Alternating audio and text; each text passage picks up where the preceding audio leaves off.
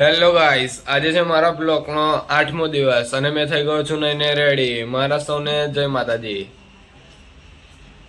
Guys, મેં થઈ ગયો છું કપડાં પહેરીને રેડી. અત્યારે જઈ રહ્યો છું મેં મંદિરે દર્શન કરીને તિલક લગાવીને પછી થઈ ગઈશ રેડી. હવે મેં થઈ ગયો તો તિલક લગાવીને રેડી અને આપણે ત્યાં આવી ગયા છે આપણા ફોઈ. દેખી શકો છો કઈ કામ કરી રહ્યા છે અહીંયા.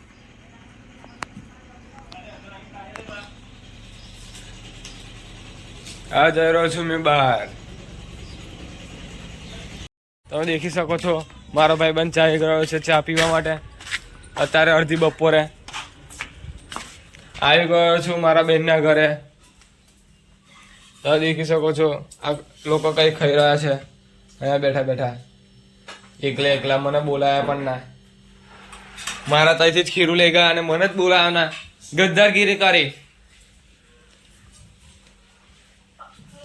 સામે મેં નીકળી ગયો છું ઘરની બહાર. તમે દેખી શકો છો મારો ભાઈ આવી ગયો છે સામેથી.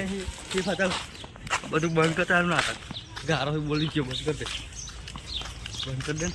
અરે મારો ભાઈબંધ છે ને અત્યારે ટોકી પણ લઈ જાય છે મને બેહવા માટે ઘરથી બહાર.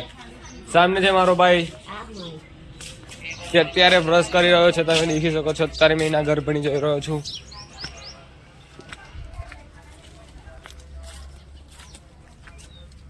એવું કહું છું જો આજ એક બાજુનું નીકળી જ ત્રીજું ખબર નહીં પડી છે વધવા લાગને.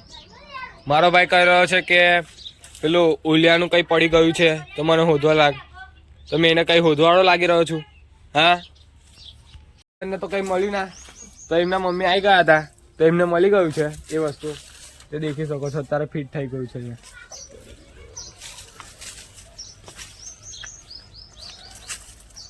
શકો છો કે આરસીબી વાળા અત્યારે બહુ ઉડતા હતા.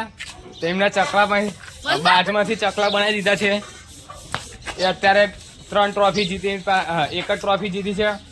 એમાં પાછી 2 છોકરીઓની અને 1 છોકરાઓની. આ બધા બંને જણ છે ને આરસીબી ના ફ્રેન્ડ છે. સાવે મેં જઈ રહ્યો છું ડ્યુટી પર. તમે દેખી શકો છો તૈયાર થઈ ગયો છું મેં ડ્યુટી જવા માટે.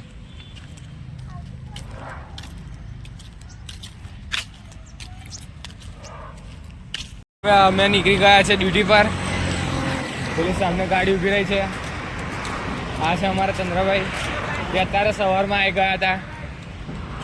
અત્યારની સવારની ડ્યુટી હતી એમની આજે. અત્યારે જશે છૂટીને ઘરે. એમને થોડુંક બહાર જવાનું છે એટલે